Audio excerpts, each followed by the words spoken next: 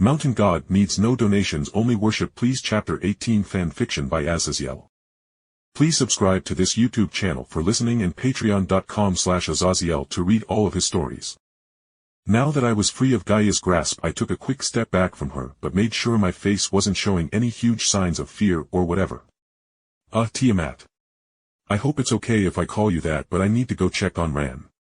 The kitsune you threw through my marble door. Tiamat smiled, gently nodding. Yes, that name works fine for me. The kitsune is still alive, though she does have some broken bones. She said nonchalantly, obviously not giving a damn about Ran in the slightest. Instead of trying to communicate with the woman who was slowly shrinking down into a more normal size and was obviously not going anywhere off my throne, I just teleported to where I felt the feeble energy of Ran. A soft pop announced my arrival, and I could only grimace at the sight of Ran's broken form, as she had several bones poking through the skin from her arms, the legs, and even her ribs were bleeding with white protruding spikes from Gaia's throwing her through my enchanted door. I quickly kneeled beside her and put my hand on her chest and started pushing mana into her body with the intent to reverse time upon her body rather than heal her, as I certainly couldn't fix all those protruding bones without causing more agony. Why did you do this? I asked simply, and wasn't surprised when Tiamat grew out of the ground beside me, looking at the healing form of Ran with disdain. She reminds me all too much of Inari, who with the help of Amaterasu and Izanagi sealed away the growing soul of my child who was growing on Mount Fuji in order to use his power to keep Takamagara, the heavenly abode of the Shinto pantheon, flourishing eternally even if the pantheon's faith dries up, which it hasn't for the major gods. She snarled and the earth shook beyond my control before she too took a deep breath and the ground stopped shaking. So, seeing a kitsune running in my semi-unconscious form, brought back some bad memories, correct? I asked gently, as all of Ran's injuries faded with her body technically de-aging past the point of time when she impacted the door, but she was still unconscious at the moment. With a snap of my finger, I teleported Ran back into her spare room atop her bed as I turned to study Tiamat, who was still behind me. Would you be willing to apologize to her for your overreaction? I said uncertainly, as I had little clue as to what kind of person the literal embodiment of the world was like. Well, other than an extremely doting mother in any case. Tiamat shook her head. No. I will not apologize, as I did nothing wrong in throwing aside a woman who got close to my son without my permission. Yeah. I can tell this is going to be a lost cause. Without Tiamat smothering me in her presence, I could finally look around my barrier and just deadpanned, seeing the collection of individuals outside it. Tiamat. I got business outside my barrier, can you just wait at my throne room or something? I asked tiredly, and she just shook her head, making me groan. No.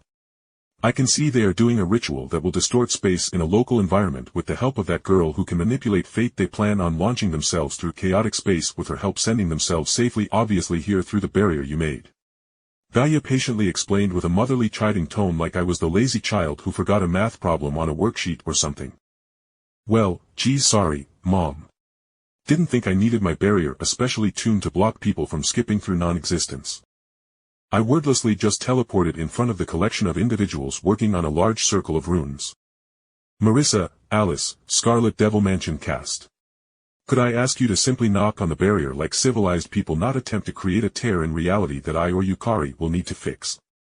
I said sarcastically, making the group freeze in shock at my arrival. Before I could metaphorically blink, a number of large knives were sticking out of my barrier in front of me. I woodenly turned toward Sakuya, who looked sheepish at her overreaction to my appearance. You can have these back then, I said, and my barrier flexed, sending the knives back at the silver-haired maid in a chaotic manner, but once again she disappeared. All the knives likewise disappeared as she reappeared beside Remilia Scarlet, who was silently eyeing me. So, what's the point of all this? I asked, pointing at the fading runic circle as all the girls stopped supplying it with mana. We came to borrow your house, Marissa said confidently. Even Tiamat, who silently appeared behind me, stared at the witch in surprise at how shamelessly she said they planned literally stealing my entire cathedral.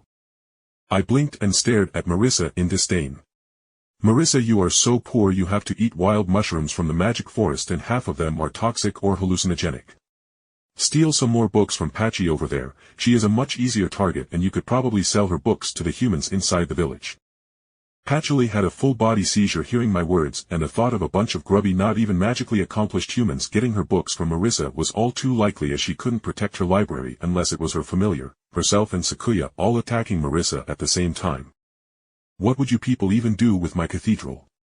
You guys already literally have the biggest mansion/castle in Gensokyo, and the only reason the damn place is inhabitable is Sakuya is a cheating cheat who works herself to death, literally stopping time to keep it clean. I turned to Remilia, who visibly braced herself to be roasted. What? You going to hire more half-sentient fairies that will just write on the walls in crayon and kill themselves trying to play with your sister Flandra? I lectured the tiny vampire who looked like she just wanted to crawl into a hole. Lord Moria, please don't be rude to Lady Remilia, Sakuya said calmly, but the threatening tone in her voice was well apparent. I completely ignored her words as I looked over at Alice, who was silently inching to crouch behind Marissa to avoid my attention. And you, Alice? I thought you of all people wouldn't start this kind of nonsense. I bet your mother would be proud of these chaotic actions. The puppet maiden froze at my words, but now I turned to the silver-haired maid who stared me down dauntlessly, obviously awaiting to refute whatever words I would say. You are a stupid chunny child who got bullied a couple of times when showing off your powers to other children who got jealous and ran off to work for a vampire who eats people. Also, why is a maid who works for a vampire using knives made out of silver? Sakuya's mouth froze as she went to refute, leaving me to just shake my head. Look. Just get off my lawn and go home. You all will gain nothing here, and if you invade my territory you will die here. I wasn't at all saying to threaten them personally. No, Tiamat will turn these girls into smears on the ground if they actually show themselves to be a threat while she is around. Remilia went to say something as she stomped forward, but the world stilled as Tiamat walked past me and through the barrier with not a single sign of care for the barrier that turned aside Yukari and countless other yokai beating upon it with both blades and magic. Predator of man, leave lest I remove you. She said simply, still walking forward, and the heavy presence of the very world froze the vampire, preventing her from moving. Tiamat, stop. I said helplessly, as it was well apparent with all the pressure Remilia couldn't even move in the first place. They aren't gods who shape reality.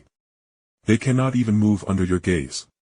I pointed out as only Patchouli was able to form a sphere of magic with the help of Alice and Marissa to protect themselves as Sakuya and Remilia fought to not kneel from the gaze of Tiamat.